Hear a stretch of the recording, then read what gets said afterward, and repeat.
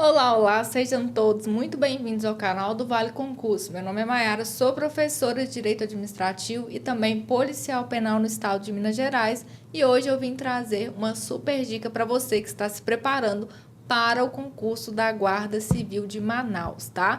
Hoje nós vamos trabalhar com o tema improbidade administrativa. Então, se você não é inscrito no canal, já aproveite e se inscreva e também ative as notificações. Diariamente temos conteúdos postados aqui, né, que são voltados para esse universo de concursos públicos. Então, se você está em busca da sua aprovação, né, vem buscando o seu tão sonhado cargo público, não perca tempo, tá? Já vamos intensificar aí os estudos que em 2024 a aprovação virá. Bom, nós vamos começar aqui, né, falando desse tema tão importante aí para a sua prova, né, de direito administrativo, que é improbidade administrativa.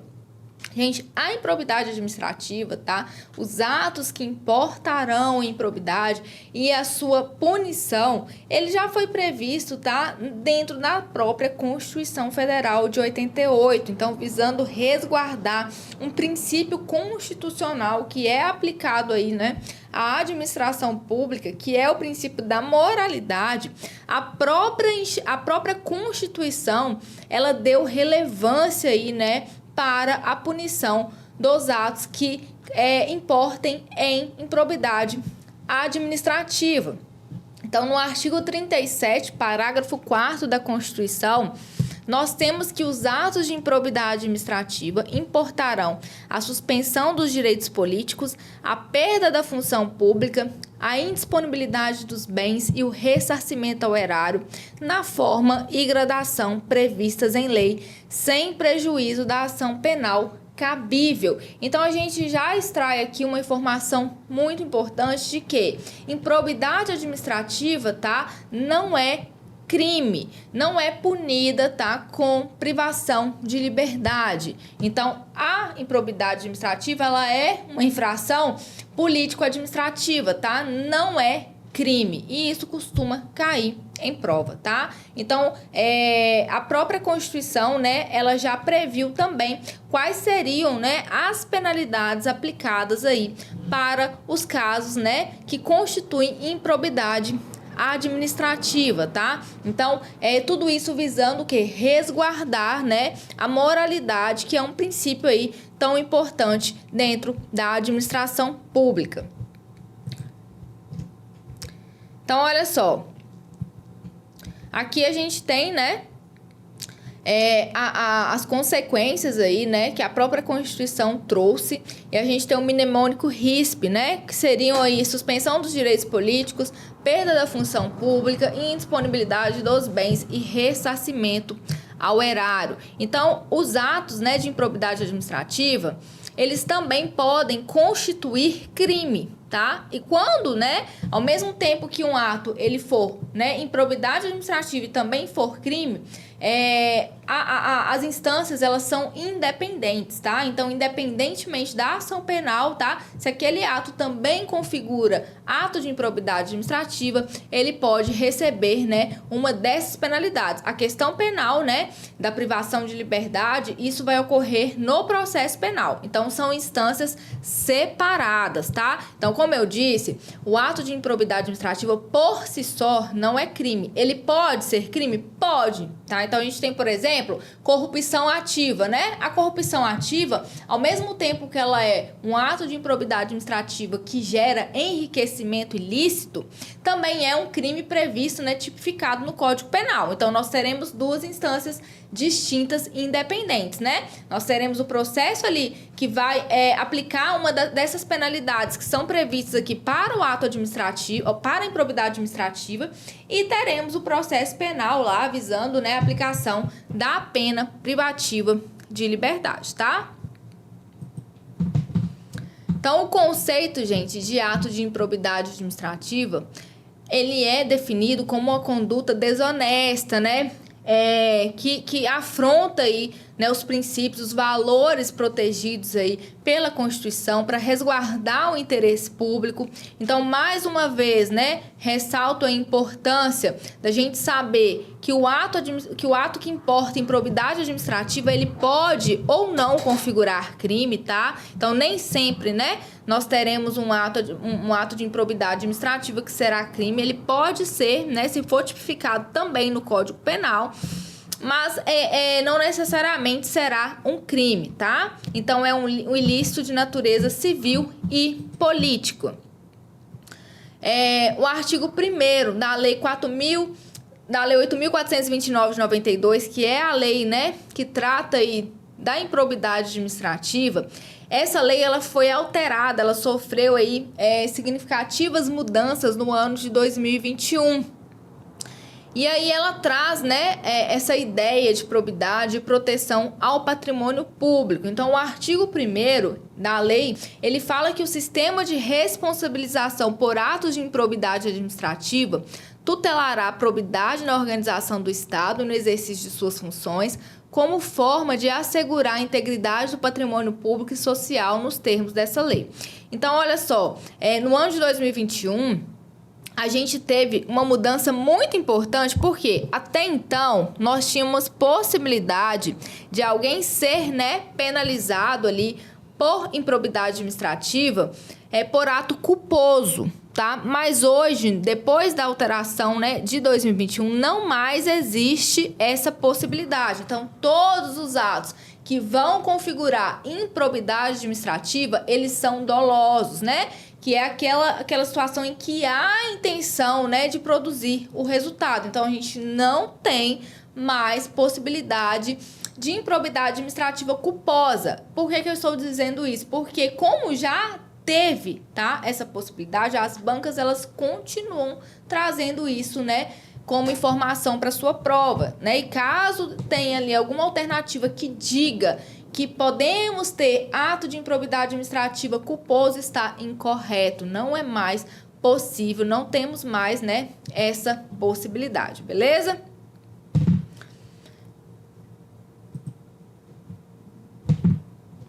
Então, olha só, hoje, né, nós somente temos possibilidade aí, previsão de atos de improbidade administrativa doloso, tá? Então, conduta culposa não pode mais ser responsabilizada. Então, a própria lei, gente, no artigo 1º, parágrafo 2º, ela conceitua, ela traz o conceito de dolo. Então, ó, vontade livre e consciente de alcançar o resultado ilícito tipificado nos artigos 9º, 10 e 11 dessa lei. Então, o 9º trata do prejuízo do enriquecimento ilícito, 10 do prejuízo ao erário e o 11 de afronta aos princípios, né, que vão lesar ali princípios administrativos, tá? Então, não temos mais, né, ato de improbidade administrativa culposo, tá? Somente na forma dolosa.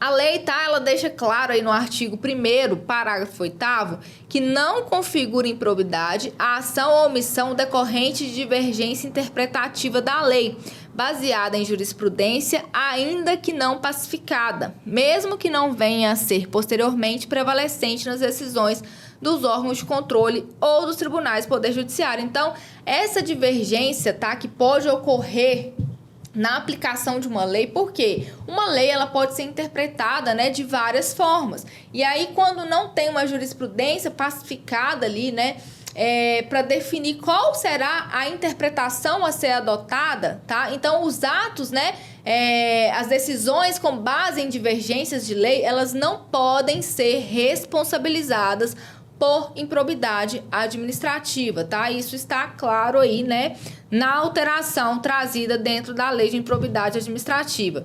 E aí, gente, será aplicado, tá, ao sistema aí de improbidade administrativa os princípios do direito administrativo sancionador. Então, dessa forma, né, a ação de improbidade, ela tem que observar alguns princípios, como o devido processo legal, contraditório, ampla defesa, princípio da legalidade, tá? Então, uma pessoa, né, o agente público ali, ou aquele que está sujeito, né, a responder por improbidade administrativa, ele tem que ser resguardado, tá? Ele tem que ter contraditório, ter ampla defesa, tem que ter o devido processo ali antes, né, da aplicação de qualquer penalidade por improbidade administrativa, certo? Quem é que pode praticar atos de improbidade administrativa? Quem é o sujeito ativo, tá? Então, o sujeito ativo é aquele, né, previsto lá no artigo 1º, que pode ser qualquer agente público, tá? Então, olha só, aquele que mesmo não sendo agente público, induza ou concorra dolosamente para a prática do ato de improbidade. Então, em tese, né, os atos de improbidade, eles são praticados por agentes públicos, mas nós também teremos particulares que vão induzir ou se beneficiar da prática de um ato de improbidade ali praticado por um agente público. Então, ó, assim são sujeitos ao processo e à sanção por improbidade administrativa agentes públicos, particular, pessoa física ou jurídica, que celebra com a administração pública convênio, contrato de repasse, contrato de gestão, né? Qualquer pessoa, né? Seja ela física ou jurídica, que vai receber ali recursos, né, financeiros da administração pública, e os terceiros que induziram ou concorreram dolosamente para a prática do ato. Então, olha só, se nós tivermos ali, por exemplo, uma situação de licitação, né, o município ele precisa licitar para comprar carteiras escolares, tá? E aí várias empresas, né, vão concorrer ali naquela licitação. Se uma das empresas ela induz, né, o agente público a fraudar aquela licitação para que ela saia como vencedora, né, prometendo a ele alguma vantagem, enfim, né, ela está se beneficiando, ela está induzindo a prática daquele ato de improbidade, né, e também está se beneficiando do ato de improbidade praticado pelo agente público. Então, esse particular responde somente nessa situação, tá? Então, o particular, ele pode ser, tá, responsabilizado por improbidade administrativa desde que ele induza ou ele se beneficie de um ato de improbidade praticado por um agente público, como no caso, né, desse exemplo aí da licitação fraudada que eu mencionei aqui. Artigo 2º. Para os efeitos dessa lei, consideram-se agente público o agente político, né? Então, os detentores aí de mandato eletivo, tá? O servidor público e todo aquele que exerce, ainda que transitoriamente ou sem remuneração, então não precisa ter um vínculo permanente e nem tampouco ser remunerado. Dessa forma, jurados, tá? Mesários, né? Que estão ali exercendo função pública, são agentes públicos de forma temporária e sem remuneração, eles podem sim ser responsabilizados aí por atos de improbidade administrativa, por eleição, nomeação, designação, contratação ou qualquer outra forma de investidura ou vínculo, mandato, cargo, emprego ou função nas entidades referidas no artigo 1º dessa lei. A qualificação de uma pessoa como agente público, né, independe então de qualquer, né, remuneração ou pagamento, tá? Então, dessa forma, até mesmo um estagiário, gente, de uma repartição aí da administração pública, ele pode, tá, estar sujeito aí às disposições da lei de improbidade administrativa. Prosseguindo aqui, no caso, né, de pessoas jurídicas, tá? A lei ela estabeleceu uma regra de bloqueio. Então, as sanções dessa lei, elas não vão se aplicar à pessoa jurídica caso o ato de improbidade seja também retratado, tá? Na lei anticorrupção, tá? Então, a pessoa jurídica, né, se o ato de improbidade ele também for previsto lá na lei anticorrupção, não será, né, a pessoa jurídica punida por improbidade nesse caso, mas somente lá, né, na lei anticorrupção. O sucessor ou herdeiro daquele que pratica ato de improbidade, o artigo 8º, ele estabelece, né, a sua responsabilidade. Então, olha só. O sucessor ou herdeiro daquele que causar danos ao erário ou se enriquecer ilicitamente pela reparação integral do dano responde, né, pela reparação integral do dano até o limite do patrimônio transferido, tá? Então, duas considerações são importantes aqui. Primeiro, que o sucessor ou herdeiro só responde pela reparação do dano. Nenhuma outra sanção prevista, né, na lei de improbidade administrativa, então suspensão dos direitos políticos, por exemplo, né, não podem ser aplicadas aí ao sucessor ou herdeiro. Eles só vão responder pela reparação do dano e somente o quê? Até o limite do patrimônio transferido. Então, se o ato de improbidade administrativa ali, né, foi praticado, gerou ali uma lesão ao erário de 8 milhões de reais, mas o sucessor ou herdeiro daquele agente público que praticou esse ato, né, recebeu ali como herança apenas 500 mil, a reparação do dano vai ser de 500 mil. O restante, né, infelizmente, a administração pública, né, toda a coletividade arcará aí com esse prejuízo, tá? Então, a responsabilização do sucessor ou do herdeiro, né, quanto à reparação do dano, tá? Só vai ser até o limite aí do patrimônio transferido, tá? Então, eles só responderão também, né, por essa reparação quando o ato de improbidade, né, for de lesão ao erário ou enriquecimento ilícito. Se for, né, um ato de improbidade que atente contra os princípios administrativos, não haverá responsabilização aí, né, do sucessor ou do herdeiro, tá? Então, olha só, aqui, né, resumidamente, responsabilidade do sucessor ou herdeiro quando o condenado causar dano ao erário ou se enriquecer ilicitamente, eles estão sujeitos apenas à obrigação de reparação de dano até o limite da herança ou do patrimônio transferido. Então, nenhuma outra penalidade poderá ser aplicada ao sucessor ou herdeiro. Quem são, né, os sujeitos passivos dos atos de improbidade? Quem é que sofre, né, com a prática ali de um ato de improbidade administrativa? Então, nós temos, né, a administração pública no geral, seja ela direta ou indireta, então abrange todos os entes, né, a União, os estados, o Distrito Federal e os municípios, em todos os poderes, né, executivo, legislativo e judiciário, e administração pública direta ou indireta, tá? E entidades privadas, né, que recebam aí subvenção, benefício ou incentivo fiscal ou creditício, entidade privada que o erário contribuiu ou concorra para a sua criação ou custeio. Mas nesse caso, o da entidade privada, né, que o erário contribuiu ali, né, ou concorreu para a criação ou custeio, o ressarcimento vai ser limitado à contribuição dos cofres públicos. Então, se essa entidade, né, ela sofreu um ato de improbidade administrativa, vamos supor que a administração pública tenha concorrido para o seu patrimônio em 100 mil reais, tá? O ressarcimento, ele vai ser proporcional a essa contribuição aí da administração pública dos cofres públicos, tá? No que diz respeito aí a essas entidades privadas.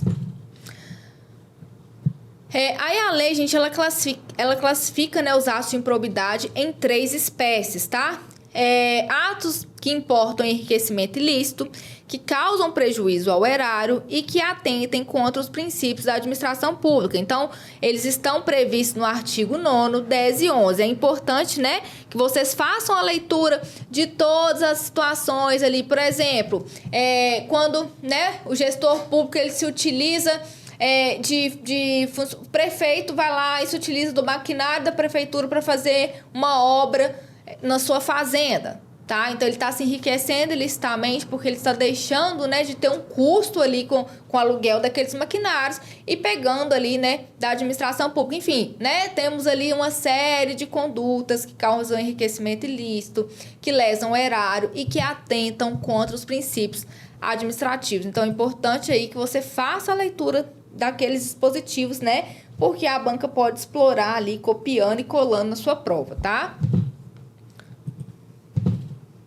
Então, olha só, as penalidades aqui pelos atos de improbidade administrativa, tá? Então, a gente tem enriquecimento ilícito, tem penalidade para cada ato de improbidade. Então, os atos que causam enriquecimento ilícito, a gente tem penalidade, perda dos bens, né, que forem adquiridos de forma ilícita.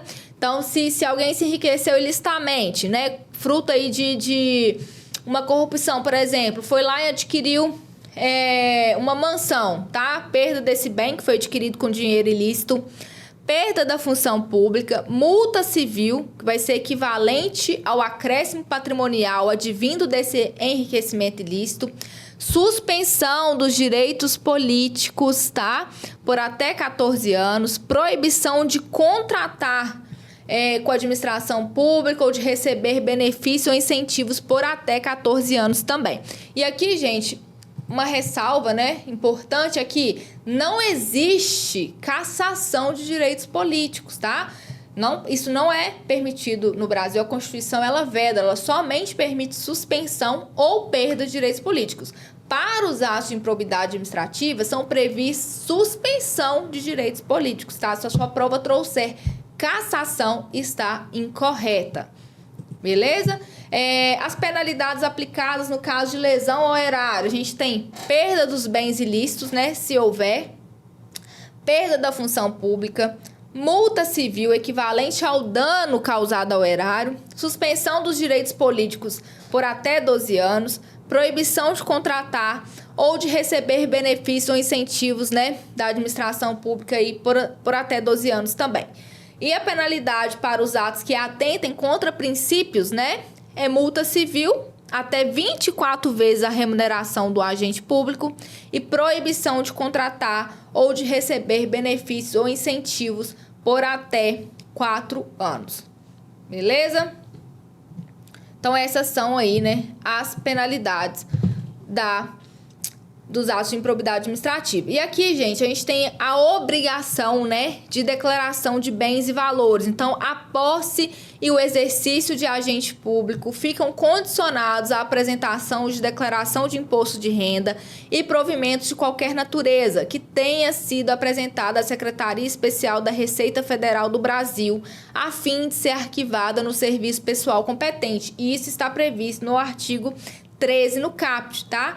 E aí, gente, essa declaração ela vai ser atualizada anualmente e também quando o agente público deixar, né, o mandato, o cargo, o emprego ou função. Isso é para ver, isso é para acompanhar, né, o patrimônio, a evolução patrimonial desse agente público. Então, quando você for tomar posse, você vai, né, fazer uma declaração de bens e valores, tá? E anualmente você vai prestar. É uma forma da administração pública acompanhar a evolução patrimonial do agente público até para coibir, né, eventuais atos de improbidade administrativa que gerem enriquecimento ilícito, né? Se houver uma evolução desproporcional de patrimônio, isso sinaliza o quê?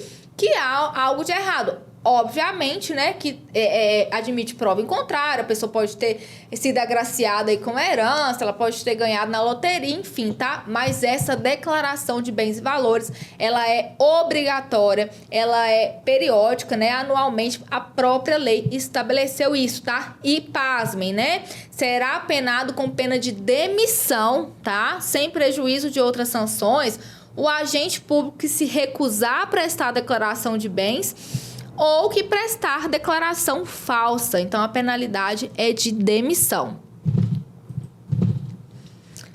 A legitimidade, né? Para propor ação de improbidade administrativa, a lei ela atribui ao Ministério Público.